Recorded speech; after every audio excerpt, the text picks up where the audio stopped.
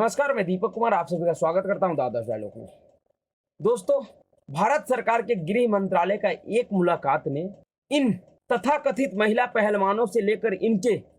पूरे tool kit gang को नंगा करके रख दिया। जी हां, दरअसल जो अप्रैल 2023 से जो इस देश की राजधानी दिल्ली के जंतर मंतर पे जो ये पूरी तरह से सुनियोजित ड्रामा चल रहा था, महिला पहलवानों के आड़ में इस देश का कुछ राजनीतिक दल और कुछ राजनीतिक दल से जुड़े हुए लोग जो ये नाटक कर रहे थे, जो ड्रामा चला रहे थे जंतर मंतर पे, उस ड्रामे की समाप्ति ऐसे तो 28 मई को ही हो गया था, क्योंकि 28 मई को जिस तरह से ये महिला पहलवानों के आड़ में ये टिकैती गैंग और खालिस्तानी गैंग उस किसान आंदोलन के कृत्य को दोहराने का कोशिश किया, जिस तरह का उन्होंने 26 जनवरी 2020 को लाल किला पे किया था, उसी तरह का कुछ घटना यह 28 मई को, जिस दिन देश के स्वदेशी संसद भवन का उद्घाटन होने वाला था, उसी दिन 28 मई को इन महिला पहलवानों को एक तरह से टूलकिट गैंग और टिकैती गैंग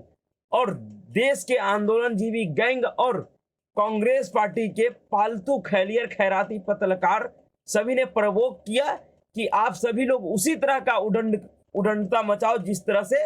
किसान आंदोलन के दौरान लाल किला पे मचाया गया था। इसी तरह का आप लोग संसद भवन के नए संसद भवन परिसर के पास जाकर या परिसर के अंदर जाकर इसी तरह का खुराफात मचाओ, जिससे नरेंद्र मोदी सरकार और भारत सरकार का पूरी दुनिया में बदनामी हो। पर जब इनके इस पूरे आंदोलन को भारत सरकार ने पूरी गहनता से जांच परख देख लिया और जब भारत सरकार को ऐसा लगा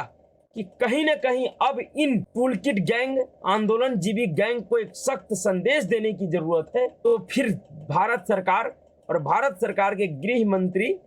अमित शाह ने इस तथाकथित महिला पहलवानों के आंदोलन के मोर्चे को अपने हाथों में लिया और खुद संभालना शुरू किया। और शनिवार को रात 11 बजे इन तमाम महिला पहलवान, जिसमें साक्षी मलिक, विनेश फोगाट, संगी बजरंग पुनिया और भी जो एक दो महिला पहलवान थे, उन सबसे मुलाकात हुआ गृह मंत्री का। और उस मुलाकात के बाद इन सभी महिला पहलवानों ने अपने अपने उस सरकारी नौकरी को फिर से ज्वाइन कर लिया। यह दिखाता है कि ये महिला पहलवान जो पिछले 2 महीनों से इस देश में गंद मचा के रखा था, इस देश में जो ये पूरी तरह से सुनियोजित राजनीतिक एजेंडे को चला रहा था, राजनीतिक धरना प्रदर्शन को चला रहा था, और वह किसके राजनीतिक एजेंडे को चला रहा था ये पूरा देश समझता है। उस एजेंडे का हवा इसी बात से निकल गया कि जैसे ही इनको गृह मंत्री ने समझाया कि तुम सभी लोगों को एक बात ध्यान रखना चाहिए कि तुम लोग भारत सरकार के, जिस सरकार के खिलाफ तुम लोग एजेंडा चला रही हो, उसी सरकार के तुम लोग नौकर हो, उसी सरकार के सरकारी पदों पे तुम लोग बड़े बड़े मोटे सैलरी के साथ जॉब कर रहे हो, नौकरी कर रहे हो, और अगर कानूनन देखा जाए तो तुम सभी लोगों को सरकारी नौकर होने के बाद सरकार के खिलाफ एजेंडा चलाने के आरोप में तुम सबको तुम्हारे नौकरी से बर्खास्त कर दिया जाएगा। तो शायद इन खिलाड़ियों के दिमागों से वह टिकैती गैंग और खैराती गैंगों का जो एजेंडा था वो एजेंडा निकल गया, और इन्होंने शायद विचार किया कि जो सरकार कह रही है, जो गृह मंत्री कह रही है, वह सही है, क्योंकि इनको भी पता है कि ये इनका जो भविष्य है वो खेल में बचा नहीं है, क्योंकि अब एक खेल से बाहर हो चुके हैं। अब इनके बस का खेल नहीं है, इनके बस का पहलवानी नहीं है, इन सबको अच्छी तरीके से पता है। लेकिन जब ये इस देश में देश के लिए मेडल जीते थे, उस समय इनको मेडल के साथ साथ करोड़ों रुपये इनाम में, और साथ ही साथ भारत सरकार के रेल मंत्रालय ने रेलवे विभाग में बहुत ही प्रतिष्ठित और उच्च पदों पे इनको नौकरी दिया था। और शायद इन सबको समझ में आया कि अगर हम इसी तरह का रवैया अपनाते रहे, इसी तरह से इन टिकैती गैंगों के षड्यंत्र में फंस के अगर सरकार विरोधी काम करते रहे, तो हो सकता है कि हम लोगों को जो ये सरकारी नौकरी मिला हुआ है, जिसमें लाखों रुपये का सैलरी हम फ्री में ले रहे हैं, उन नौकरी से भी हाथ धोना पड़ सकता है। और इसी डर को देखते हुए इस सब के सब महिला पहलवान अपने अपने नौकरी पे चले गए। मुद्दा इससे भी अलग यह है कि ये महिला पहलवान तो अब चले गए अपने अपने काम पे, लेकिन इन महिला पहलवानों के वापस जाने के बाद जो दर्द वो 250 किलो के सत्यपाल मलिकों को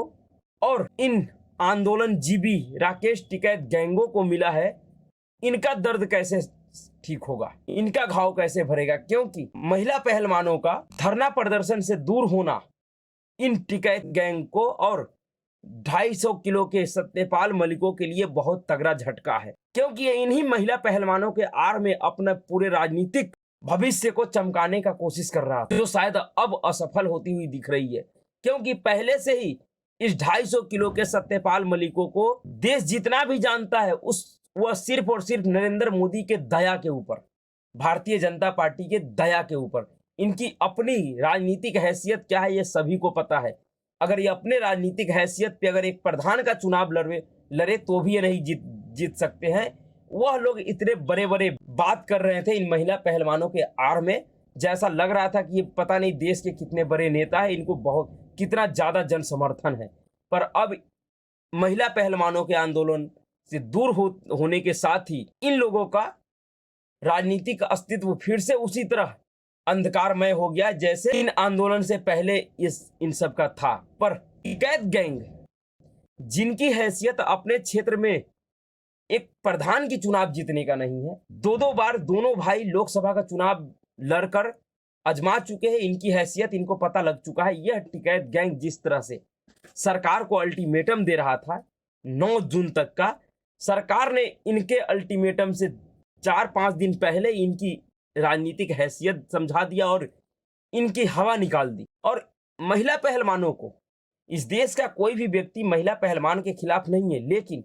महिला पहलवानों ने जो षड्यंत्र में फंस के या भूलवश जो रास्ता चुन लिया था, यह वही रास्ता था जिस तरह का रास्ता इस देश के खालिस्तानी आतंकवादी संगठनों ने किसान आंदोलन के नाम पे इस देश में अराजकता पैदा किया था। उसी अराजकता की स्थिति में यह महिला पहलवानों का आंदोलन जा रहा था और इसी का विरोध पूरा देश कर रहा था।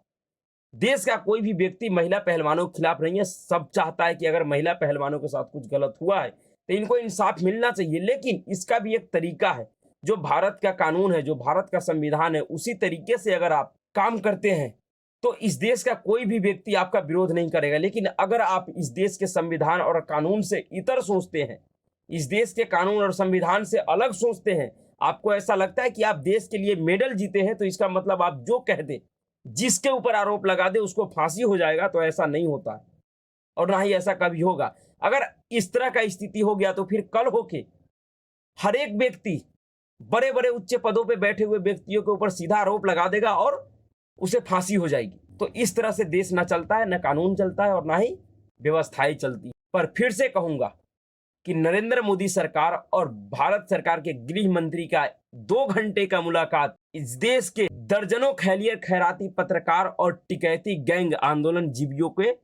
को फिर से बेरोजगार कर दिया। अब इनको जो ये सपना देखे थे कि इस महिला पहलवानों के आंदोलन को 2024 के चुनाव तक लेकर जाएंगे, अब इनको फिर दूसरा कोई इसी तरह का नाटक और ड्रामा करना पड़ेगा। इसी तरह से कोई दूसरा मुद्दा बना के बाजार में लाना होगा जिस मुद्दे पे यह 2024 तक मीडिया में बना रहे। नहीं तो अगर इनको कोई मुद्दा नहीं मिला तो फिर इस देश के सभी लोगों को पता है कि इनकी राजनीतिक हैसियत कितनी है, इनको भारतीय राजनीति में कितने लोग जानते हैं। ये सब के सब उसी तरह से गायब हो जाएंगे जैसे भादों का बरसात खत्म होते ही बरसाती मेढक गायब हो जाते हैं। इन सब का हैसियत बरसाती मेढक से ज्यादा कुछ भी नहीं है, क्योंकि इनको देश या मीडिया जब ही कवरेज देती है या जानती है जब यह इस तरह का किसी षड्यंत्र पूर्ण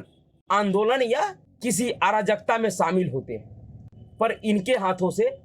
यह अराजकता का माहौल छीन लिया गया है और इसके लिए फिर से महिला पहलवानों का बहुत बहुत धन्यवाद, क्योंकि आप महिला पहलवानों को इंसाफ मिलना चाहिए, इससे कोई इनकार नहीं करता है। लेकिन जो भारत का कानून है, जो संविधान है, उसके अनुरूप मिलना चाहिए, ना कि उससे इतर जाकर। और इनको भी समझना चाहिए कि